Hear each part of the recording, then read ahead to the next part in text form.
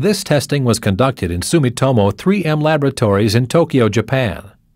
Earthquake-caused devastation is a major global concern.